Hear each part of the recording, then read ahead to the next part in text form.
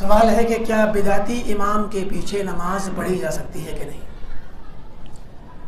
اصل میں بدعتی امام کے متعلق یہ جاننا ضروری ہے کہ جو امام یعنی جو بدعتی شخص ہے وہ آپ کے لیے دو میں سے کسی ایک حالت میں ہوگا. یا تو وہ شخص آپ کے تعارف میں ہوگا، آپ اسے جانتے ہیں، آپ اسے جانتے ہیں کہ یہ بدعتی ہے اور اس کی بدعت کو بھی جانتے ہیں. یا وہ آپ کے لیے بالکل اجنبی ہے، آپ کچھ نہیں جانتے اس کے بارے میں، نئے شہر میں گئے ہیں، نئی جگہ پہ پہنچے ہیں اور آپ کو کچھ بھی نہیں پتا کہ یہ کس طرح کا بدعتی ہے. ممکن ہے وہ مسجد کو دیکھ کے پتہ لگ جائے کہ یہ کون سے فرقے کی ہے، ورنہ آپ کو اس شخص کے بارے میں کچھ بھی نہیں پتا. اس کو ہم کہتے ہیں مجہول الحال، مجہول الحال مسلمان، جس کی حالت کا پتہ نہیں. ٹھیک، تو ظاہر ہے کہ ایسا ہی ہوگا، اس کے علاوہ تیسری شکل نہیں ہوگی. تو اب جس شخص کو آپ جانتے ہیں کہ وہ بدعتی ہے اور اس کی بدعت کیسی ہے، تو ظاہر ہے اس کی بدعت بھی دو میں سے ایک طرح کی ہوگی. یا تو بدعت اس کی چھوٹی والی ہوگی جو ہم نے مثال آپ کو بتائی تھی، یا بڑی والی بدعت ہوگی.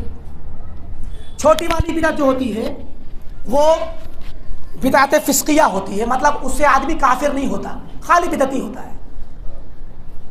اور بڑی والی بدعت تو شرکیہ ہوتی ہے، شرک تو انسان کو اسلام کے باہر کر دیتا ہے، کفریہ بدعت سے تو آدمی کافر ہو جاتا ہے. تو اب یہ شکل جب بنے گی، آپ کو جب پتہ ہوگا تو آپ اسی کے اعتبار سے فیصلہ کریں گے. اب آپ کے سامنے ایسا بدعتی ہے جو بدعت تو کرتا ہے مگر بدعت چھوٹی والی ہے، کبھی بھی وہ شرکیہ بدعت نہ کرتا ہے نہ کرنے کی دعوت دیتا ہے. تو اب آپ کو سب سے پہلے ایسے شخص کے بارے میں پہلا اصول تو یہ ہے کہ بدعتی کے پیچھے نماز نہیں پڑھنی ہے، چاہے وہ چھوٹی بدعت ہی کیوں نہ ہو. کیوں؟ کیونکہ وہ سنت سے ہٹا ہوا ہے، اللہ کے غضب کا شکار ہے اور جہنم کی وعید کا مستحق ہے کلھا فی النار کے اعتبار سے. لیکن آپ اتفاق سے ایسی جگہ پہ ہیں کہ اس کی مسجد محلے میں ہے اور آپ کی مسجد اتنے دور ہے یا سرے سے ہے ہی نہیں، آپ کی اپنی مسجد کوئی ہے ہی نہیں. تو اب بدعتی بھی چھوٹا والا ہے اور آپ کے پاس مسجد نہیں ہے، تو کوئی بات نہیں، پڑھ لیجیے، کوئی حرج نہیں. ٹھیک. لیکن اگر بدعتی بڑا ہے، شرکیہ بدعت کرتا ہے، تو شرکیہ بدعتی کے پیچھے نماز نہیں پڑھنی ہے، کیونکہ آپ اسے جانتے ہیں. ضروری ہے کہ آپ جانتے ہو، کیونکہ کوئی کہے کہ نہیں یہ چونکہ بریلوی مسجد ہے تو یہ مشرک ہی ہوگا، ایسا نہیں کہنا چاہیے. گرچہ ان کے یہاں شرک پایا جاتا ہے، لیکن ہر آدمی کو آپ کہیں کہ یہ شرک کرتا ہے، یہ تو تکفیر عام ہو گئی.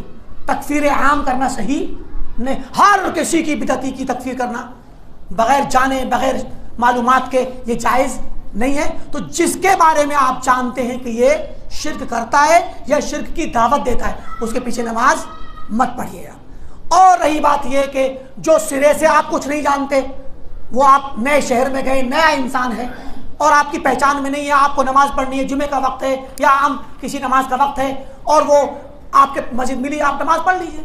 لیکن اگر آپ کو لگ گیا آثار سے، حالات سے کہ یہ شرک کرنے والے لوگ ہیں، کلمے علمے یا الفاظ ایسے لکھے ہوئے ہیں جن سے شرک کی بو آتی ہے، تو پھر بہتر شکل یہ ہے کہ وہاں آپ جماعت سے تو کھڑے ہو جائیں. اگر آپ کو جماعت ہی پڑھتے وقت داخل ہوئے ہیں، لیکن نیت آپ اپنے اکیلے کی کر لیں، اس کے ساتھ ساتھ پڑھیں مگر اس کی اقتدا میں نہ پڑھیں. کیوں؟ اگر آپ کو لگ گیا کہ یہ شرک کرنے والے لوگوں کی یہ خود بھی شرک ہوگا، مشرک ہوگا، تو کوئی حرج نہیں ہے، آپ تنہا پڑھ لیں مگر جماعت کے ساتھ کھڑے ہو کے پڑھ لیں. کیونکہ مشرک کے پیچھے اس کی اپنی نماز نہیں ہوگی تو کیسے ہو جائے گی؟ ٹھیک ہے. تو یہ تفصیل سے اندر رکھیں، ورنہ عمومی طور پہ یہ کہنا کہ ان کے پیچھے نماز نہیں پڑھی جائے گی یہ مناسب نہیں ہے.